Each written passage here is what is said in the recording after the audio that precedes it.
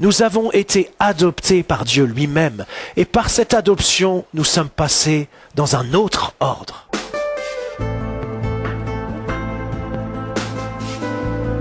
Avant d'entrer dans le vif du sujet de ce message, je voulais remercier donc les personnes qui ont préparé les versets que nous avons pu tirer au moment de la veille du jour de l'an. Alors bien sûr, il y a le verset. Ceux qui étaient présents, vous avez tous eu un verset. Je voulais remercier ceux qui les ont faits, mais remercier aussi ceux qui ont eu l'idée. Peut-être c'est les mêmes. Alors je dis ceux, à mon avis c'est celles, mais bon... peut-être c'est les mêmes qui ont eu l'idée et qui ont confectionné. Mais voilà, quand vous avez pioché ce verset, vous avez tous eu une étoile. Moi j'ai pris une jaune. Faut que ça pète, faut que ça brille. Et sur cette étoile, eh bien, il y a des choses qui sont écrites. Et je crois que c'est un message qui est éminemment prophétique. Et voyez, Dieu, eh bien, lorsqu'il a créé le monde, il a allumé les étoiles pour lesquelles brille. Et puis de la même manière, eh bien, il nous allume aussi, il nous a déjà allumés pour que nous puissions briller. Alors sur cette étoile, il y a plusieurs choses qui sont écrites. Alors j'ai choisi un ordre. Croix. Ensuite, il est écrit agis. Ose. Vous savez, souvent, je crois qu'on rate ce que Dieu a pour nous parce qu'on n'ose pas. Alors, je voudrais vraiment vous encourager à oser. Et puis surtout, au milieu de l'étoile, il est écrit « brille ». Brille. Brille. Et vous savez, je crois que c'est quelque chose d'extrêmement important. Je crois que c'est un mot d'ordre auquel le Seigneur nous appelle de briller. Vous savez, il y a ce verset qui dit « Lève-toi, brille, car ta lumière arrive ». Oui, de briller... c'est pas de la prétention, c'est pas une prétention humaine, c'est une compréhension spirituelle. Une compréhension spirituelle que Dieu est en nous, que la lumière de Dieu est en nous, et que nous sommes appelés à briller, à diffuser cette lumière. De la même manière que les étoiles brillent pour éclairer la nuit, eh bien nous aussi, nous sommes des enfants de lumière et nous sommes appelés à briller. Et briller, c'est une disposition particulière, une disposition intérieure et une disposition extérieure particulière. Mais je voudrais commencer ce message avec un appel. Souvent on finit les messages avec des appels, mais je voudrais commencer ce matin directement avec un appel. Si tu entends, si tu reçois ce mot d'ordre de briller, je veux simplement te proposer de te lever à ta place. Et quand tu te lèves, tu te dis, mais oui, je me lève, lève-toi, brille. Je me lève pour briller. Je prends cette décision d'être dans les dispositions qui conviennent pour briller. Ah voilà, moi je suis déjà debout, mais je me lève pour briller. Si vous voulez vous lever pour briller, eh bien, faites-le. Et j'aimerais vous dire, briller, oui, c'est une disposition particulière. Lorsque les étoiles brillent, eh bien, elles ne brillent pas pour elles-mêmes, à l'intérieur d'elles-mêmes, mais c'est à l'extérieur que la lumière est diffusée. Et toi, quand tu brilles, eh bien, tu ne brilles pas pour l'intérieur de toi-même, mais tu brilles pour que la lumière soit diffusée. Pour que la lumière soit diffusée, pour que cette lumière soit vue. Ça veut dire que là où tu es, là où tu vas, eh bien tu acceptes d'être vu, parce que tu es dans cette disposition de briller. Et cette disposition, ce n'est pas une disposition qui te tourne vers l'intérieur, mais c'est une disposition qui te tourne vers l'extérieur, vers les autres, vers l'environnement dans lequel tu es, parce que tu es là pour briller. Et tu sais que tu viens pour briller. Encore une fois, ce n'est pas une prétention humaine, c'est une compréhension spirituelle de ce à quoi tu es appelé. Nous sommes là pour briller, nous sommes des enfants de lumière. Partout où nous allons propager la lumière de Dieu. C'est à ça que nous sommes appelés. La Bible, elle dit, on met pas la lumière, on la met pas dans un coin, on la cache pas. Non, non, on la met en évidence. Alors que le Seigneur t'appelle à briller, ça veut dire qu'il veut te mettre en évidence. Il veut que tu sois vu. Il veut qu'on te regarde. Alors c'est aussi un challenge de ne pas être tourné vers soi-même, mais d'être tourné vers les autres, d'être tourné vers l'extérieur, d'être ouvert pour briller, pour laisser passer la lumière de Dieu. Ça veut dire accepter d'être vu, accepter d'être regardé, accepter d'oser, accepter d'entrer dans ce que Dieu a prévu, préparé pour toi. Alors brille, lève-toi, brille. Prends cette décision. Dis au Seigneur, oui, ce matin, je me lève pour briller, je me lève pour que tu sois vu. Et j'aimerais attirer votre attention sur quelque chose. C'est que la lumière, certes, on regarde la lumière lorsqu'elle s'allume, mais ensuite on détourne le regard de la lumière, parce que ce que nous regardons, c'est ce que la lumière éclaire. Alors oui, les gens te regardent, mais alors que tu brilles, alors que tu éclaires, eh bien, ce sont les ténèbres qui sont éclairées. Les ténèbres des gens, c'est la lumière qui les pénètre, c'est la lumière qui pénètre leur environnement. Alors prends cette conscience en toi-même, que j'habite en toi, qu'il y a même si ce n'est pas une réalité physique, c'est une réalité spirituelle, eh bien il y a de la lumière, il y a des raies de lumière, il y a des jets de lumière qui partent de toi et qui touchent ceux qui sont autour de toi, qui éclairent l'environnement où tu es. Lève-toi, brille, car ta lumière arrive. Oh Jésus, Jésus, oui c'est vrai, tu es la lumière. Tu as même dit que lorsque tu viens dans le monde, tu éclaires tout homme. Alors nous aussi, nous voulons briller pour éclairer partout où nous sommes et pour éclairer tous ceux qui sont autour de nous, tous ceux que nous croisons, tous ceux qui sont dans notre environnement. Nous voulons briller maintenant en ton nom, Seigneur Jésus. Seigneur, je prie que tu renouvelles chacun, que chacun sorte des dispositions qui le tournent vers l'intérieur de lui-même, pour le sortir, pour aller vers l'extérieur. Tu sors maintenant de la mort pour entrer dans la vie, pour briller, parce que c'est à cela que tu es appelé, pour briller dans la maison de l'Éternel, pour briller à l'extérieur, pour briller partout là où tu es. Le peuple de Dieu est un peuple de lumière. Le peuple de Dieu est un peuple qui brille, qui allume partout la lumière de Dieu. Et tu es de cela, tu es de ces lumières qui sont contagieuses, qui changent l'environnement là où tu te trouves, parce que je suis en toi, parce que je suis avec toi, parce que je suis pour toi. Ne regarde plus à toi-même, mais regarde ce qui se passe autour de toi et éclaire, éclaire, éclaire. Sois dans cette disposition, ouvert pour laisser passer toute la lumière. Seigneur, je prie pour chacun de nous qui sommes dans cette maison. Je prie pour cette maison, pour chacun qui compose cette maison et pour le corps que nous sommes ensemble. Tu as dit que cette église est un phare, elle est un phare. Tu as dit que nous sommes des lumières, nous sommes des lumières. Que cette lumière soit vue et que cette lumière attire et que cette lumière maintenant soit libérée. Merci Jésus pour cette explosion de lumière. Merci Jésus. Amen. Et vous avez eu ce verset. Le verset, voilà, c'est une chose, c'est bien, sans doute ça vous parle, voilà. Mais il y a l'étoile avec.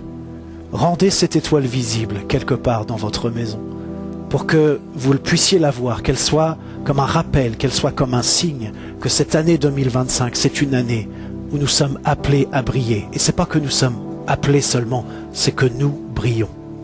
Et si vous n'étiez pas là, je sais qu'il y en a quelques-uns qui n'étaient pas là, peut-être vous pouvez demander à voir vous aussi une étoile, je ne sais pas s'il en reste. Brillons, que ce soit une année de lumière, une année lumineuse. Alors le titre de mon message ce matin, c'est tout simplement explosion. Explosion, parce que je crois que nous sommes devant une année qui est explosive. Alors vous savez, souvent quand il y a une nouvelle année, on fait des messages, en tout cas moi j'essaie de faire ça, des messages qui sont en lien avec l'année qui vient, l'année qui est là devant nous. Et puis là, cette année, je me disais dans mon cœur, mais non, je veux pas faire un message comme ça. Je sais pas pourquoi, j'avais pas envie de faire ça. Mais l'inspiration, elle est venue comme ça quand même. Alors du coup, je me suis dit, bon, je vais quand même faire ce genre de message qui projette quelque chose pour la nouvelle année et qui apporte un éclairage sur l'année qui est devant nous. Alors, il ne s'agit pas forcément dans ce message d'évoquer les événements qui vont arriver, je ne les connais pas forcément, ou plus exactement, on en connaît tous un certain nombre, on est à peu près logés à la même enseigne, il y a des choses qui sont prévues, il y a des choses qui sont dans un certain calendrier, déjà des choses enthousiasmantes, mais il y a beaucoup de choses qu'on ne connaît pas, qu'on va découvrir et qui vont se dérouler au fur et à mesure. Donc il ne s'agit pas d'annoncer des événements, ils vont arriver, il y en a qui seront difficiles, il y en a qui seront enthousiasmants, il y en a qui seront incompréhensibles, effrayants, stimulants, réjouissants, tout ce que vous voulez. Mais il s'agit plutôt de se préparer à adopter la bonne attitude face à tout ce qui va se passer, en essayant d'avoir une compréhension globale de ce qui se passe, de ce qui est en train de se produire, et puis surtout en s'attachant encore davantage au Seigneur. Et s'attacher au Seigneur, eh bien, c'est le Seigneur. Il est le Seigneur de tout, mais il est aussi notre Seigneur. Et oui, c'est tellement important de pouvoir réaliser que Jésus est notre Seigneur. Il n'est pas seulement le Seigneur de manière absolue, mais il est aussi notre Seigneur. Parce qu'il y a d'autres seigneurs qui voudraient contester la seigneurie de Christ, mais ils n'y parviendront jamais. Ils ne pourront jamais contester la seigneurie de Jésus. Ils ne pourront jamais prendre sa place. Ils ne pourront jamais l'empêcher, parce qu'il est le Seigneur, mais le Seigneur est aussi notre Seigneur. Considérons combien c'est précieux que celui qui est le Seigneur des Seigneurs, celui qui est le Roi des Rois, qui est au-dessus de tout, eh bien, nous lui appartenons. Et c'est pas excessif de dire que il nous appartient aussi. Il nous a été donné. Jésus, notre Seigneur. Alors, explosion. Pour donner une définition très rapide, je vous donne quelques mots qui expliquent un petit peu ce qu'est une explosion. Éclatement, rupture, désintégration brutale, manifestation subite et violente. Et les explosions qui vont se produire dans cette année, eh bien, vont mettre à mal un ordre qui est déjà bien chaotique.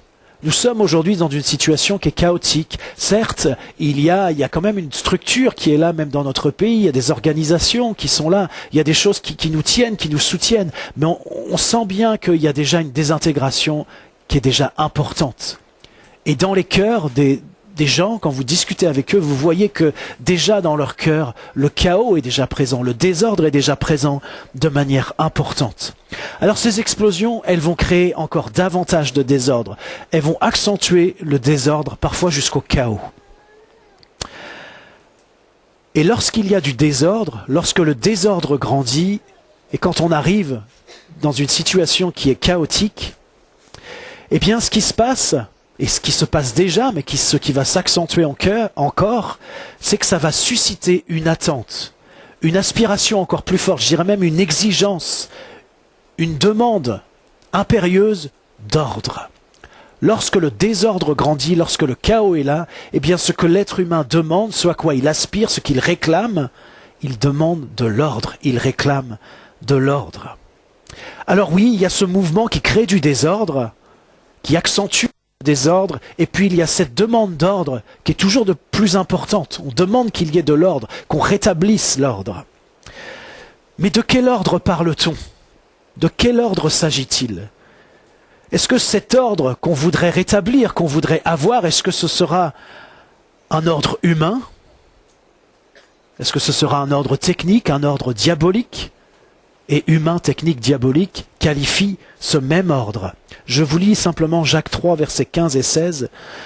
Il est parlé de sagesse. Cette sagesse n'est point celle qui vient d'en haut, mais elle est terrestre, charnelle, diabolique.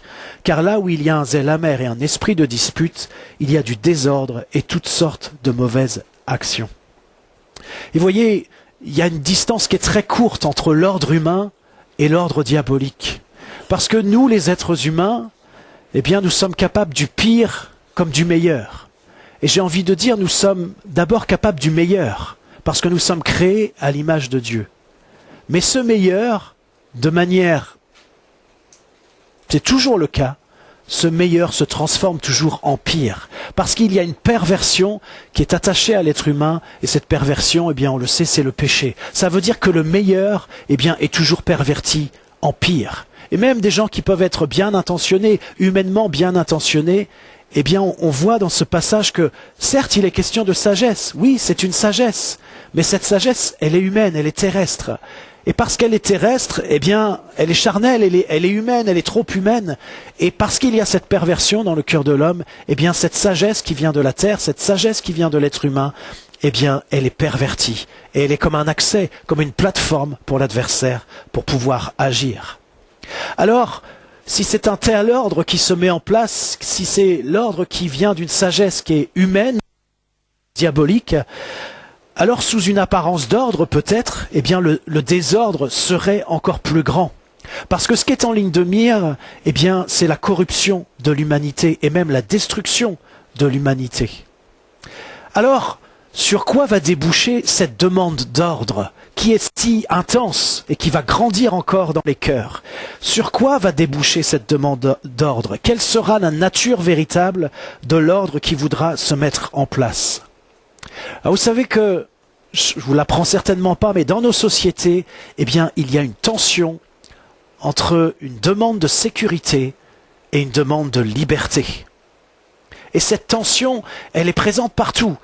Il y a cette demande de sécurité, il y a cette demande, cette aspiration à la liberté.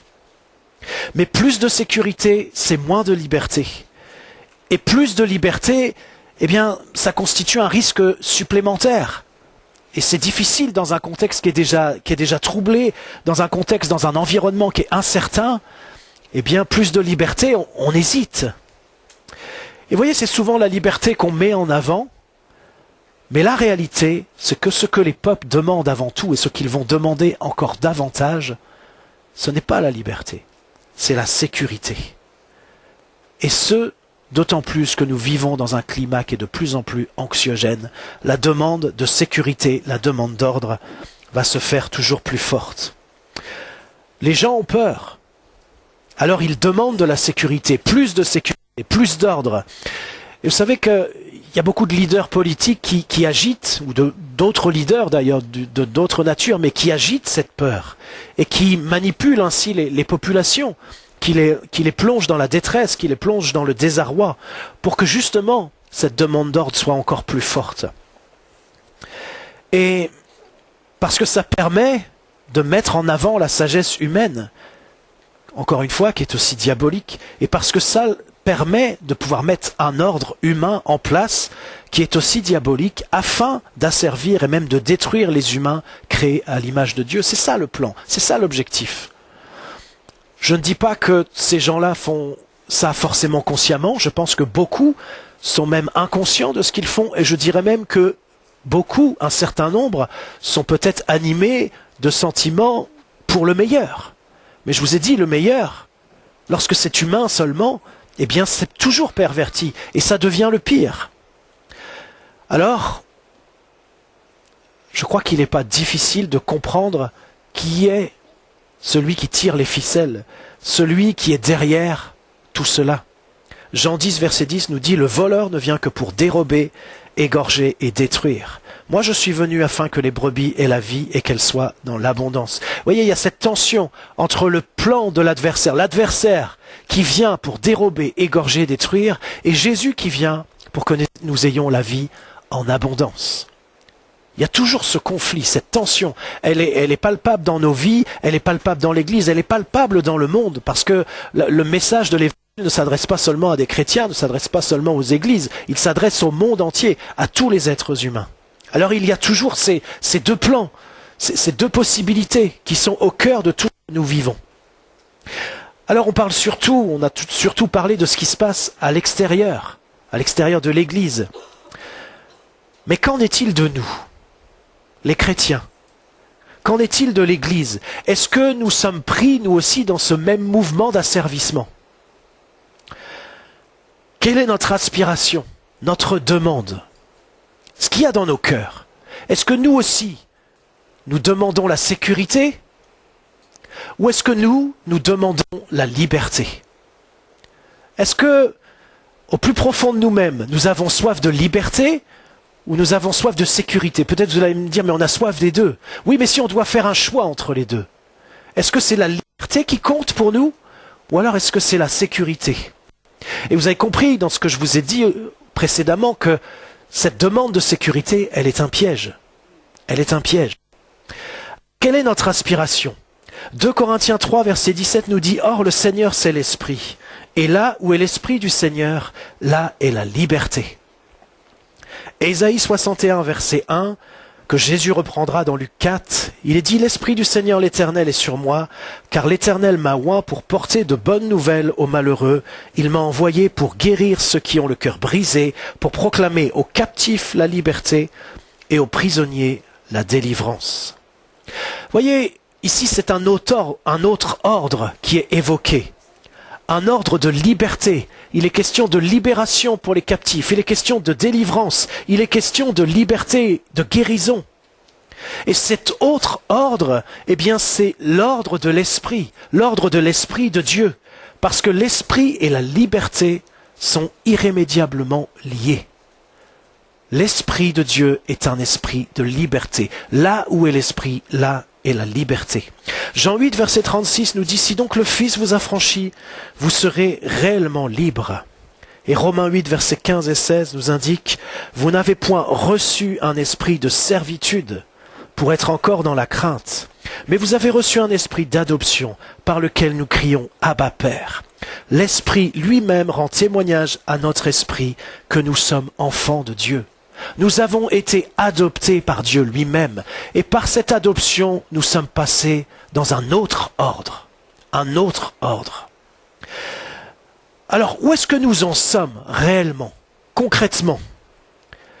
Peut-être que tu me diras, peut-être vous l'avez déjà pensé, mais Dieu est ma sécurité. On peut, voilà, je pourrais vous citer, vous pourriez me citer beaucoup de versets bibliques qui appuieraient le fait que Dieu est notre sécurité. C'est vrai, c'est tout à fait juste que Dieu soit notre sécurité. Mais concrètement, au quotidien, encore une fois, quelle est ton aspiration? Quelle est ta demande? Sécurité ou liberté? Est-ce que tu es avant tout en recherche de liberté ou de sécurité? Et si tu prétends que Dieu est ta sécurité, ou si je le prétends moi-même, est-ce que je peux assurer, est-ce que tu peux m'assurer, est-ce que je peux t'assurer que c'est concret dans ma vie, que c'est concret dans ta vie? Est-ce que c'est pas juste une manière de parler parce qu'on connaît les versets bibliques? Est-ce que c'est pas juste une formule, une manière de dire les choses, peut-être une déclaration qui manque de consistance? Où est-ce que nous en sommes? C'est une question importante, je dirais cruciale pour les temps qui sont là. Où en sommes-nous? Une des formes que prend la sécurité dans l'Église, lorsqu'il y a cette demande de sécurité, eh bien, c'est la religiosité. On s'appuie sur des habitudes, sur des manières de faire, sur une structure, sur un fonctionnement qui nous sont familiers. C'est humain. On a besoin de repères, on a besoin de sécurité. C'est pas forcément mauvais. Mais ces choses, eh bien, c'est confortable, c'est rassurant, c'est sécurisant. Mais lorsque l'Esprit de Dieu vient, l'Esprit de liberté, eh bien, nous risquons, lorsque nous sommes trop attachés à la sécurité, nous risquons de le manquer, nous risquons de l'écarter, parce que oui, nous sommes attachés, trop attachés à nos sécurités, à nos habitudes religieuses. Et ça, c'était le problème des Galates. Paul écrit aux Galates parce qu'ils ont un problème avec cette notion de liberté, parce qu'ils ont été libérés du joug de la servitude, et cette servitude dont il est question dans l'épître aux Galates, eh bien c'est justement la religiosité. Mais voilà, après avoir été libérés de ce joug-là, eh bien ils y reviennent. Et Paul leur écrit, il leur dit, par exemple dans Galates 5, verset 1, il leur dit, c'est pour la liberté que Christ nous a affranchis. Demeurez donc fermes et ne vous laissez pas mettre de nouveau sous le joug de la servitude. L'interpellation que Paul adresse aux Galates est extrêmement forte. Et vous savez, l'Église, avec un grand E, mais donc notre Église aussi, eh bien, est doublement concernée par l'explosion. Parce qu'elle l'est au même titre que le monde, parce qu'elle est dans le monde. Et j'ai envie de vous dire que rien que ça, c'est déjà un sacré défi de vivre cette même situation que le monde vit, ce même désarroi, ce même désordre et ces mêmes explosions qui viennent encore. Eh bien, ça représente déjà pour nous un défi important. Mais l'Église est doublement concernée par l'explosion parce qu'elle l'est aussi, parce que Dieu va faire exploser ce qui, dans son Église, est un obstacle à la vie de l'Esprit, à la manifestation de l'Esprit de liberté. Et lorsque je dis que Dieu va faire exploser ces choses dans l'Église, ça veut dire qu'il va faire exploser ces choses dans ta vie, dans ma vie. Parce que ça commence par là. C'est d'abord un problème personnel. Cette manière de se confier dans des rites, cette manière de se confier dans des manières de faire, cette demande de sécurité qui s'attache à nous et qui est, on peut dire, c'est légitime de réclamer la sécurité, quelles que soient ses formes. Mais cette sécurité peut devenir un piège pour nous. Alors, oui, c'est vrai, nous pourrions avoir la tentation, face au désordre qui nous entoure, face aux explosions qui touchent le monde, de renforcer les cocons religieux que sont parfois nos églises. Mais ce n'est pas ce que Dieu veut. Parce que là aussi, des explosions vont se produire pour que l'esprit puisse enfin avoir la place. Dieu veut nous faire découvrir un autre ordre. Un ordre de liberté. Un ordre qui n'est pas un ordre humain, mais un ordre qui peut seul répondre, apporter une alternative et même triompher de cet ordre humain, de cet ordre technologique, j'ai employé le mot tout à l'heure, de cet ordre diabolique qui voudrait asservir les peuples et asservir l'Église. Cet ordre, c'est l'ordre de l'esprit. Et lorsqu'on dit cela, que Dieu veut nous faire vivre, entrer, il veut qu'on puisse s'épanouir dans cet ordre de l'esprit, eh bien, ce que ça signifie, peut-être la première chose que ça signifie, ou peut-être la première question qu'il faudrait se poser, c'est est-ce que nous acceptons de dépendre de cet esprit de liberté dont on ne sait ni d'où il vient, ni où il va. Jean 3, verset 8 nous dit « Le vent souffle où il veut et tu en entends le bruit, mais tu ne sais ni d'où il vient, ni où il va. Il en est ainsi de tout homme qui est né de l'esprit. » Voyez, ce qui est humain, ce qui est technologique, ça peut être mis en boîte. J'ai envie de vous dire, le développement de la technologie aujourd'hui, on pourrait parler de l'intelligence artificielle, qui est particulièrement inquiétant, qui prend des proportions terribles.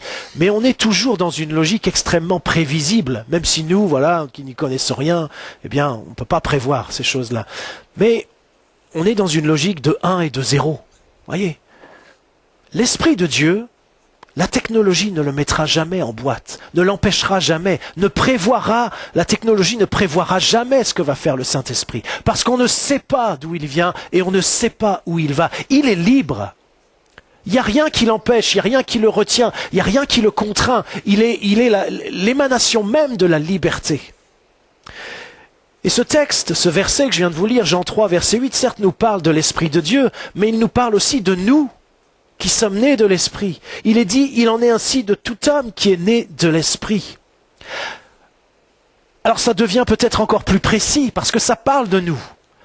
Est-ce que nous sommes prêts à devenir nous-mêmes ces hommes et ces femmes dont on ne sait ni d'où ils viennent, ni où ils vont?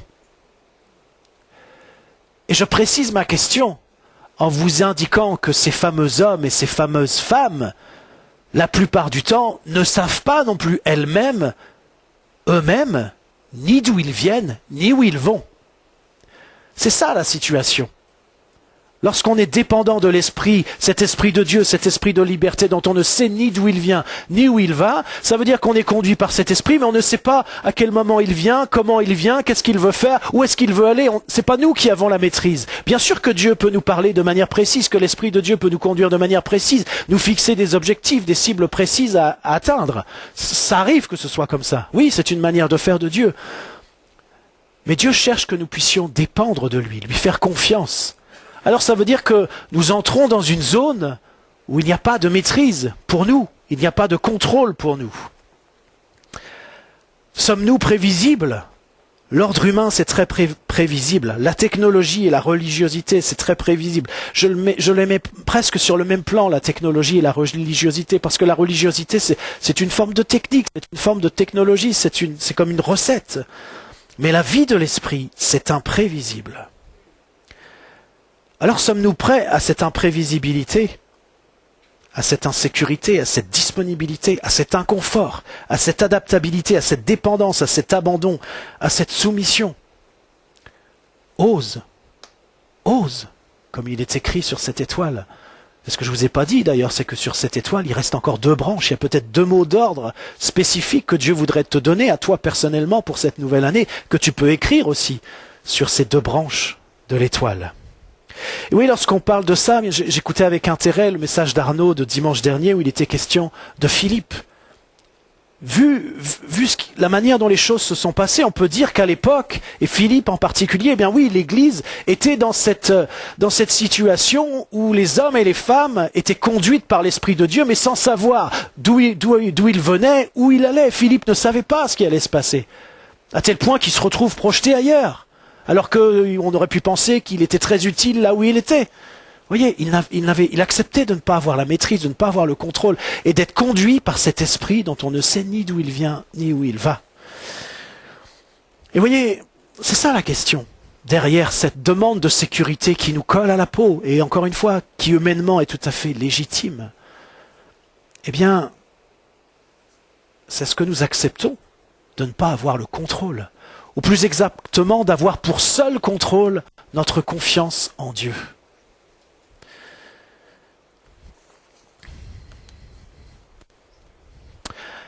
1 Corinthiens, versets 27 et 28, nous dit « Mais Dieu a choisi les choses folles du monde pour confondre les sages.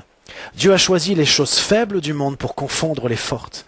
Et Dieu a choisi les choses viles du monde et celles qu'on méprise, celles qui ne sont point, pour réduire à néant celles qui sont. » Vous voyez comment Dieu procède? Il choisit les choses qui sont faibles pour confondre les fortes. J'ai envie de le dire comme ça aussi, il choisit ceux qui sont fragiles, il choisit ce qui est fragile pour confondre ce qui est solide ou ce qui semble solide. Mais ça parle de nous. Est-ce que nous sommes prêts à cette faiblesse et à cette fragilité? Et tout à l'heure on parlait de briller. Mais c'est pas parce qu'on se sent fort en nous-mêmes ou parce qu'on se sent on se sent solide. Non, c'est pas ça. On peut très bien avoir ce sentiment de fragilité, de faiblesse extrême. Mais ça, c'est nous. Mais Dieu, il est ni faible, ni fragile. Et il veut se manifester au travers de nous. Vous voyez, cette tension qui peut être aussi la nôtre, ce sentiment de faiblesse, de fragilité qui peut nous étreindre, et en même temps cette force que Dieu veut manifester au travers de nous, parce qu'il est bien dit dans le texte, c'est dans cet état de fragilité, c'est dans cet état de faiblesse, et il est parlé aussi des choses qui sont viles, des choses même qu'on méprise, ça peut être dans cet état où tu ressens peut-être le mépris d'autres à ton égard. Eh bien c'est dans cet état que les choses fortes sont confondues, et que ces choses qui semblent avoir un poids, qui semblent être solides, eh bien elles sont réduites à néant.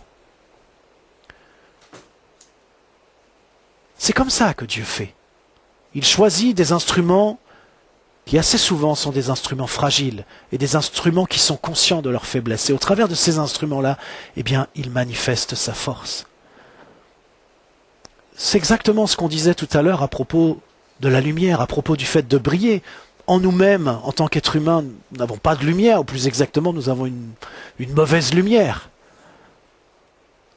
Mais alors que nous prenons conscience que Dieu est en nous, et que Dieu brille au travers de nous, et qu'il agit au travers de nous, eh bien nous osons briller. Nous osons, même en ressentant la faiblesse, même en ressentant la fragilité, considérer que Dieu veut nous utiliser pour confondre les choses qui sont fortes, pour réduire à néant les choses qui sont. Alors encore une fois, c'est pas nous qui sommes forts, c'est Dieu, et nous devons lui faire confiance. Je voudrais lire aussi avec vous Éphésiens 3, versets 20 et 21, et faire quelques remarques au sujet de ces deux versets que nous avons déjà lus plusieurs fois. Éphésiens 3, versets 20 et 21. « Or à celui qui peut faire par la puissance qui agit en nous, infiniment au-delà de tout ce que nous demandons ou pensons. À lui soit la gloire dans l'Église et en Jésus-Christ, dans toutes les générations, au siècle des siècles. Amen. » Dieu peut faire de grandes choses. Et Dieu veut faire de grandes choses.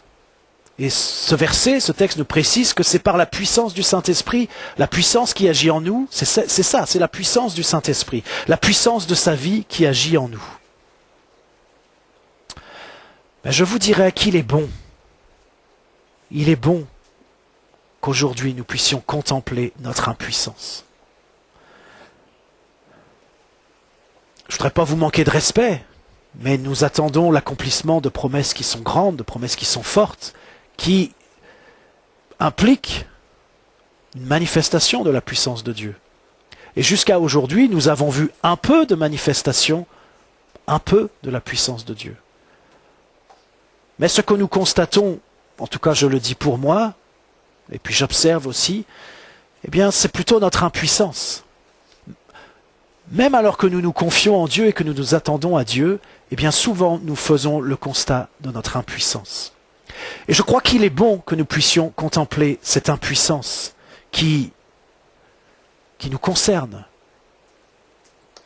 Parce que lorsque Dieu va agir au travers de nous, je ne veux pas dire qu'il n'agit pas, je sais qu'il agit au travers des uns et des autres, mais lorsque Dieu va agir d'une manière beaucoup plus précise, d'une manière beaucoup plus puissante et d'une manière beaucoup plus déterminée au travers des uns et des autres, eh bien il est important que notre conscience que cela ne vient pas de nous soit suffisamment précise, soit suffisamment aiguë pour que nous ne pensions pas que ça vient de nous, que c'est grâce à nous, peut-être parce que c'est parce qu'on a bien cru, on a été persévérant, parce qu'on a la foi, et que c'est ça qui fait la différence. Ces choses sont importantes, mais elles ne font pas la différence. C'est Dieu qui fait la différence.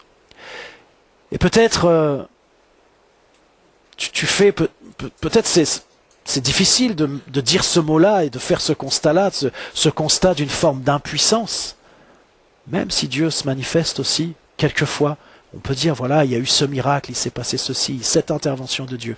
Mais on s'attend à tellement plus et puis on est confronté à tellement d'éléments qui nous heurtent, ou pour lesquels on se sent impuissant. Eh bien, on attend une manifestation tellement plus importante. Et c'est légitime parce que Dieu, là aussi, nous l'a annoncé.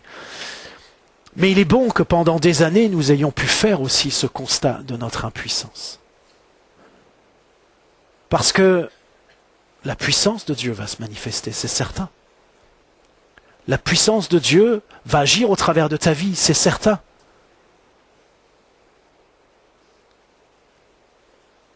Mais il ne faut pas qu'on croie que ça vient de nous, parce que ça vient de lui. Et si on croit trop que ça vient de nous, ça pourrait s'arrêter. Parce que ça voudrait dire qu'on volerait quelque chose de Dieu, on volerait quelque chose de la gloire de Dieu. Il nous est bien dit dans ce texte, à lui soit la gloire dans l'Église et en Jésus-Christ dans toutes les générations, au siècle des siècles. Je ne voudrais pas vous laisser entendre que ce que nous faisons ou ce que nous ne faisons pas ne compte pour rien. Et je ne voudrais pas vous dire encore moins que notre attitude, l'attitude que nous avons, que nous développons, ne compte pas. Mais ce n'est pas ça qui est déterminant. Et vous voyez, c'est vrai que Dieu veut collaborer avec nous, et ça c'est extraordinaire. Dieu nous fait collaborateurs avec lui. Vous vous rendez compte? L'Église, c'est le corps de Christ. C'est elle qui manifeste Christ sur terre. C'est elle qui manifeste l'autorité de Jésus sur terre. Mais il faut considérer aussi que nous sommes des serviteurs inutiles. En même temps, il faut considérer que nous sommes des serviteurs inutiles. Luc 17, verset 10.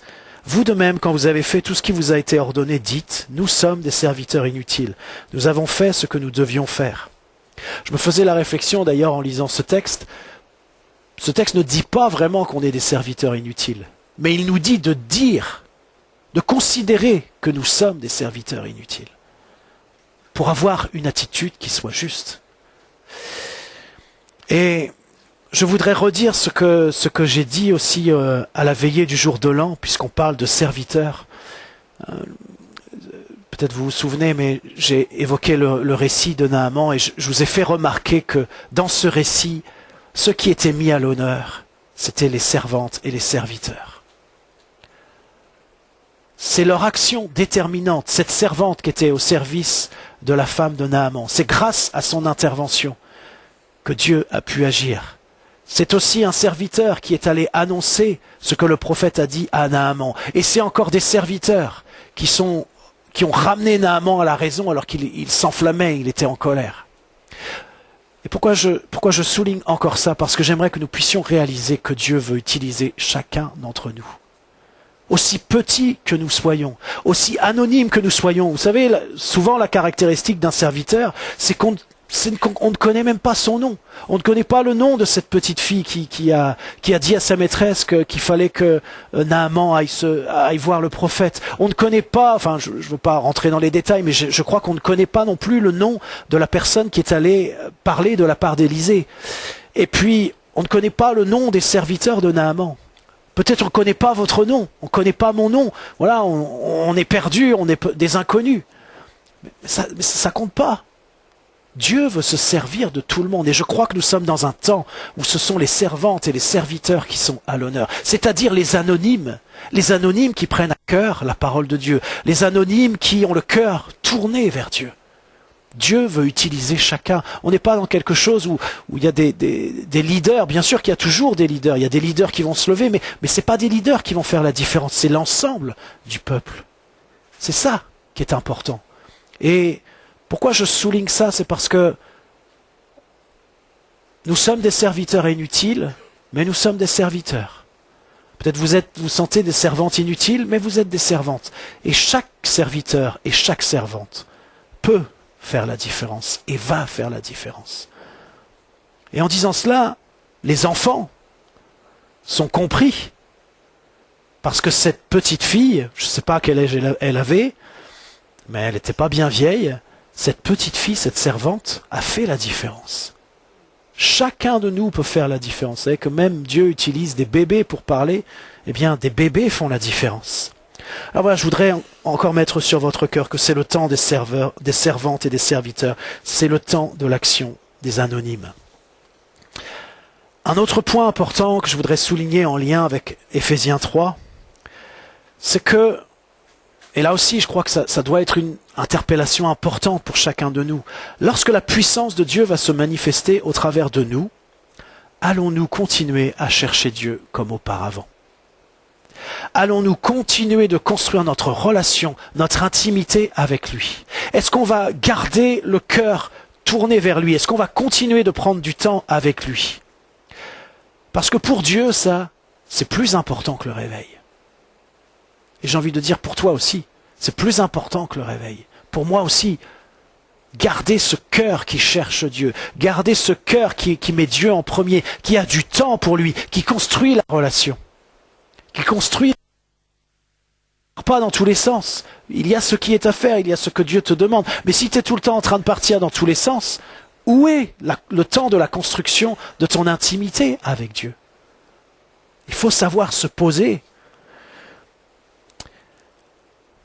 Et puis je voudrais souligner également que nous sommes dans des temps d'attente, de persévérance. Alors, vous voyez, c'est particulier parce que peut-être si vous êtes sensible, eh bien vous sentez que Dieu est là, vous sentez que la puissance de Dieu est là, vous sentez qu'elle pourrait se manifester. Peut-être vous percevez ces choses-là. Et elles sont bien réelles. Elles nous indiquent bien que le réveil est là, que la puissance de Dieu est prête à se manifester. Mais en même temps, concrètement, eh bien, il y a peu de choses qui se manifestent. Concrètement, qu'on puisse toucher avec nos mains, qu'on puisse voir avec nos yeux physiques, j'entends. Et alors, oui, on est dans des temps d'attente, de persévérance. Et ces temps-là, eh bien, ce sont des temps qui génèrent de la frustration. Je voudrais même dire que ça génère beaucoup de frustration. Et peut-être plus tu attends depuis longtemps, et peut-être plus tu ressens ces choses de manière précise, vive, eh bien peut-être plus ta frustration est grande. Peut-être que tu te sens né pour le réveil, pour évoluer et pour vivre au cœur même du réveil. Mais la réalité, c'est que de manière tangible, de manière visible, physiquement, avec nos yeux, le réveil n'est pas là. Bien sûr qu'avec les yeux de la foi, dans le cœur, dans ce qu'on perçoit dans l'esprit, on sent qu'il est là. Voyez, il est là, il n'est pas là. Il est déjà là, mais il n'est pas encore là. Il y a cette tension qui est la nôtre, peut-être qui est la nôtre depuis des années, peut-être qui est la vôtre depuis, pour certains, peut-être plusieurs dizaines d'années. Alors ça génère beaucoup de frustration. Et la frustration, c'est dangereux. Parce qu'elle peut te pousser à en rendre responsable ton entourage. Tes proches, ton conjoint, ton église, les responsables de l'église, ton entourage professionnel. Quand il y a cette frustration en nous qui est si intense, parce que la soif de Dieu, lorsqu'elle est intense, et lorsqu'on perçoit que les choses sont là, mais elles ne sont pas encore là, et qu'il y a cette attente qui dure déjà depuis longtemps, eh bien il se peut que certains de nous soient dans une frustration importante. Et cette frustration-là est un piège, parce que nous avons toujours cette tendance de la plaquer, de la caler sur quelqu'un. Alors nous devons veiller à ne pas tomber dans ce piège et à nous rapprocher encore de Dieu, à ce sujet-là notamment. Et je pense que c'est un point extrêmement important. Parce que il me semble que la frustration, c'est quelque chose que le diable utilise. C'est comme si ça pouvait être comme une piste d'atterrissage pour lui, pour faire éclater des choses qui justement n'ont pas besoin d'être éclatées, mais qui ont besoin au contraire d'être consolidées. Veillons à cela. Alors pour terminer, je voudrais vous dire quelque chose qui va peut-être vous sembler très paradoxal. Alors comme on dit, comprenne qui pourra, vous savez la formule biblique, que celui qui a des oreilles pour entendre, entende. Ce que je voudrais vous dire, c'est que nous vivons dans un temps où tout s'accélère. Là, ce n'est pas une grande révélation. Mais dans cette accélération, l'accomplissement des desseins de l'adversaire est en train de prendre du retard. À la fois, les choses s'accélèrent de manière considérable, et en même temps, les desseins de l'adversaire prennent du retard. Et ce retard, ce retard génère un espace pour le réveil. Ce retard dans ce que l'adversaire voudrait faire génère un espace pour le réveil, pour que la donne soit changée, pour qu'une autre donne, un autre ordre soit donné. Alors peut-être vous pouvez être surpris que je vous dise qu'un retard génère de l'espace. Alors c'est pas pour faire un bon mot, mais vous savez, on sait depuis Einstein, avec la théorie de la relativité, que l'espace, le temps et la matière sont liés. Et puis j'ai même envie de vous dire qu'on le sait depuis Genèse 1, verset 1, parce qu'il nous est dit, au commencement, Dieu créa le ciel et la terre. Et ces trois éléments étaient présents dès le commencement, dès la création, le temps, l'espace et la matière. Et dans le premier verset de la parole, on a déjà ces trois éléments. Et on a Dieu. La matière du réveil qui vient est si énorme, si imposante, qu'elle va jusqu'à modifier de manière significative les temps et l'espace, ou on pourrait dire l'espace-temps. Et je voudrais nous inviter à entrer dans cet espace qui s'ouvre pour le réveil.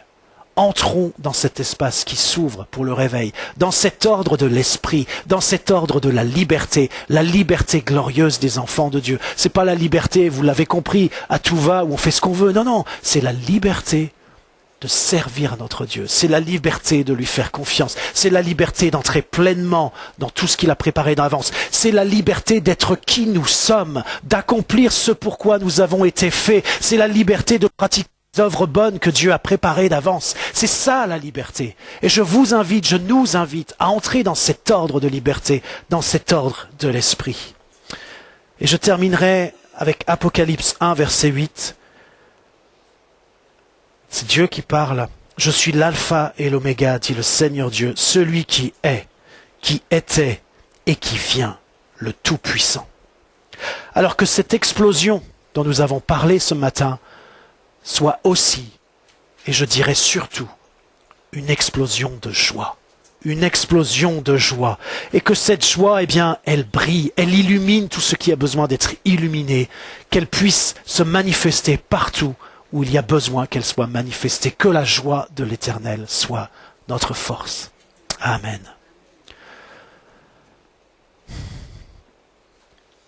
Seigneur, on te dit simplement merci parce que tu es Dieu. Et comme nous venons de le lire, tu es l'alpha, l'oméga, le premier, le dernier, le commencement, la fin, celui qui est, celui qui était, celui qui vient. Et tu es le Tout-Puissant. Et nous te remercions simplement parce que oui, tu as fait de nous un peuple, tu as fait de nous tes enfants, et tu nous appelles à entrer dans tout ce que tu as préparé. Peut-être je vous partage encore une chose que j'ai reçue pendant la louange, et encore une fois, là aussi, comprennent qui pourra, et ceux qui ne comprennent pas, ne vous inquiétez pas de ça, mais ceux qui comprennent, prenez à cœur la chose. Je percevais que Dieu nous demandait de proclamer qui nous sommes en lui. Mais pas simplement d'une manière personnelle, mais pour l'ensemble de l'Église. Qui nous sommes en lui et qui il est en nous. Quel est notre héritage? Des proclamations qui disent qui nous sommes, des proclamations qui correspondent à la parole, des proclamations qui correspondent aux promesses qui sont faites. Parce que ce que je voyais, c'est que dans les cœurs de beaucoup, il y a des pensées qui sont l'inverse de ces proclamations que j'évoque là.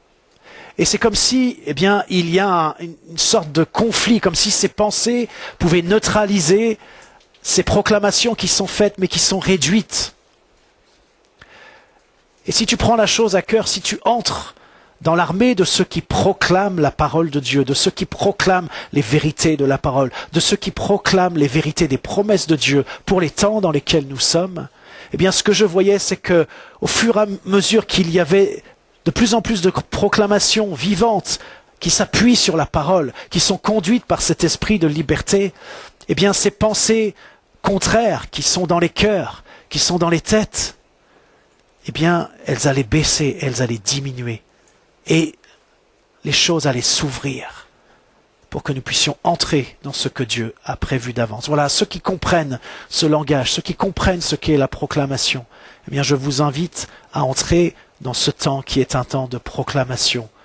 Et c'est un temps qui dit ce qui est et qui met en échec ce qui peut se dire peut-être dans nos cœurs, ce qui peut se dire parfois au travers de nos bouches, mais qui n'est pas la vérité.